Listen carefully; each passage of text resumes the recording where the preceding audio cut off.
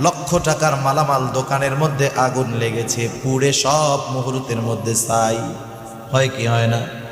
আল্লাহ তাআলা এরকম মালের লস দিয়ে পরীক্ষা নেন। ওয়াল আনফুস, জীবনের ক্ষতির মাধ্যমে আল্লাহ তাআলা পরীক্ষা নেন। হয়তো অনেক সময় নিজের ক্ষতি হয়, আত্মীয় স্বজন প্রিয়জনের ক্ষতি হয়।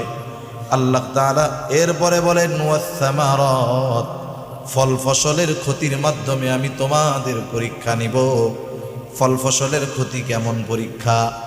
মনে করেন আপনার জমিনের মধ্যে ধান পুরো পাইকা গেছে, একেবারে হলুদ হয়ে গেছে ধান, বাম্পার ফলন। ধানের ক্ষেতের মালিক ধান দেখে চিন্তা করে, যেই পরিমাণ ধান এই বছর আলহামদুলিল্লাহ হইল, আমার যা ঋণ আছে সব শোধ করার পরেও ৬-৭ মাস নির্দ্বিধায় আমি চলতে পারবো। এই চিন্তা করে বাড়িতে রাতের বেলা ঘুমায়।